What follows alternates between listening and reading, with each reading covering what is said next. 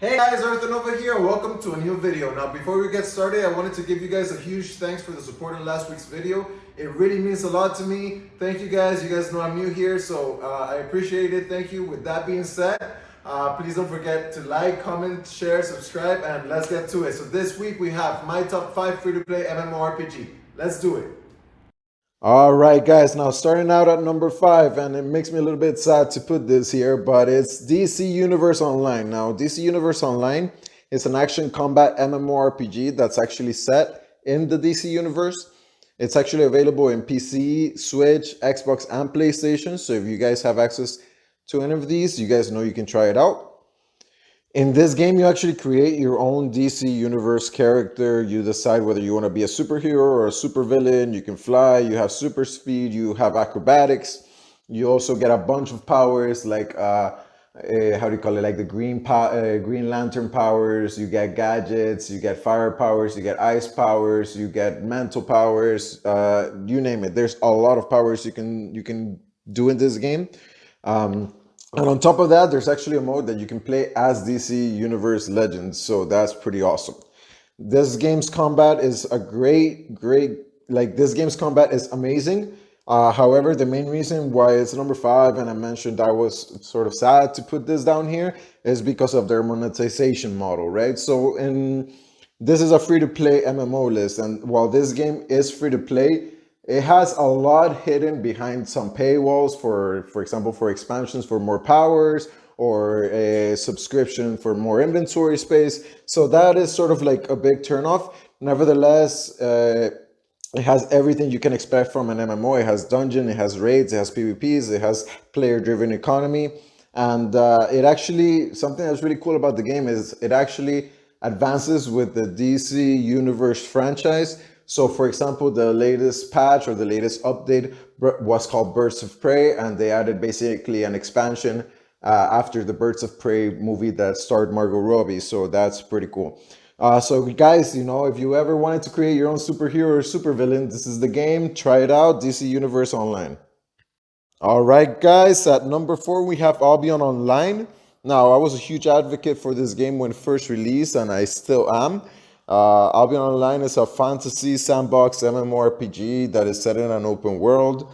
In gaming terms, sandbox usually means that you get thrown out to the world and it's up to you to make your own story.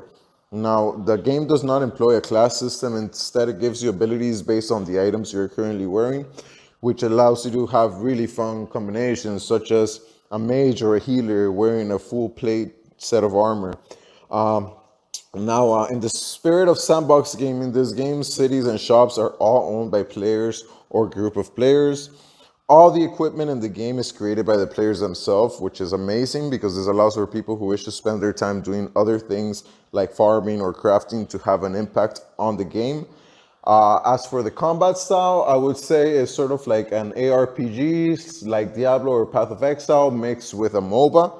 So I find it pretty fun. Now, the game has a huge emphasis on PvP, and besides the starting area, everything is a war zone. This game is not for the faint of heart. It also has some pretty hardcore death mechanics, such as losing your items when you die or having your enemies take them away from you. So this is my pick for number 4. It's Albion Online, free to play. Try it out. Space Ninjas, Samurais, and Warriors, sign me up. Coming in at number 3, we have Warframe. Warframe is a third-person MMORPG shooter, also known as a looter shooter. If you want to compare this game to other games, you have Borderlands, all of the Borderlands. You also have Destiny 1, Destiny 2, except, of course, it's free. So that is a big, big plus for anyone that wants a game like this, something different, but doesn't really want to invest into it. Or if you want to try games like this, but you want to know if the genre is for you, I recommend you try out Warframe. In this game, you don't really get to create your own character like in the previous games. Instead, you get access to Warframes that unlock throughout the whole game, and these Warframes have different weapons, different things that they do, different abilities, and basically you mod them to change their appearance as well as their stats. And basically this allows for infinite ways to customize your character's appearance as well as your character's stats. So It's pretty awesome.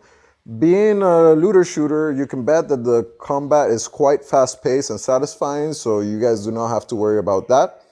However, I do want to say that the main purpose or the main focus of this game is the story, which deals a lot with real world issues.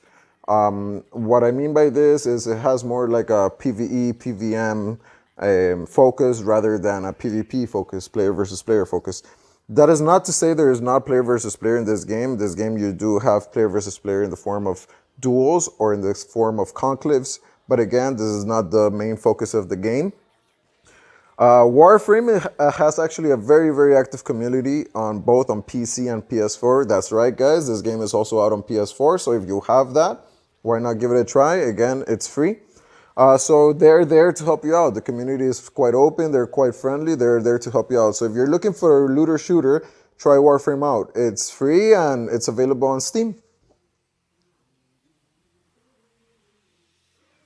Number two. For number two, we have Tera. Tera is a fantasy MMORPG that takes a huge pride in its innovative and fast-paced action combat system.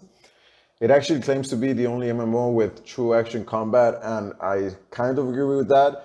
You know, you do have similar games like Black Desert Online, but then again, that one is pay to play. Or you have Blade and Soul, but Blade and Soul, the combat actually feels quite clunky. I think the combat in Terra is amazing, at least compared to any of the Western MMORPGs, right?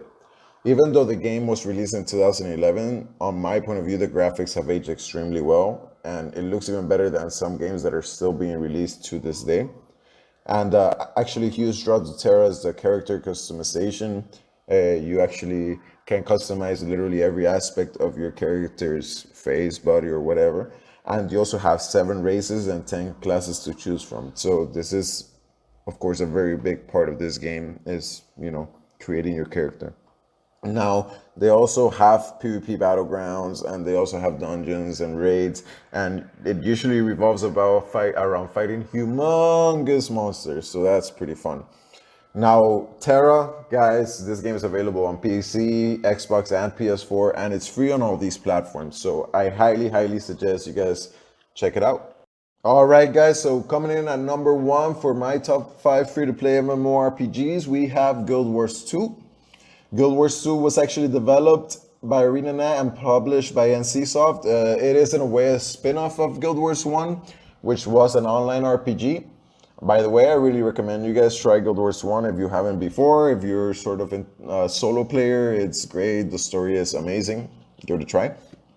So why is Guild Wars 2 my number 1? It is important to know that this list is a free-to-play list, and this game, unlike Albion Online or RuneScape, has a score gameplay in the free-to-play version of the game. So yeah, you do have the option of having 2 additional expansions with the Heart of Thorns and Path of Fire, but these actually just give you like access to New Zone and access to Revenant class, right? If you enjoy the game, I recommend you get the expansions, but if you're just in it to try it out, it's really no big deal. As a free-to-play player, you actually get access to all 5 races, Char, Human, Norn, Asurans, and Savari, and you also get access to all of the classes, Warrior, Guardian, Ranger, Thief, Engineer, Necromancer, Elementalist, and Mesmer. The only thing you don't get access to is the Revenant class. However, this game does its best at keeping all of the classes balanced, so even if you don't have access to Revenants, don't think it's the end of the world. Despite there being classes, most classes can do all roles such as healing, tanking, and damage. I'm still unsure how I feel about this because I really like the standard MMORPG role composition, but that is not to say that in this game it does not feel great. It feels great here. Now, the next and probably the most important thing about that makes Guild Wars 2 stand out is its combat. So I actually find that Guild Wars 2 has a mixture between the traditional MMORPG tap target combat and a little bit of action combat. So it actually allows for very flavorful gameplay, and it changes a lot really based on not only what class you are, but what weapon you're wearing.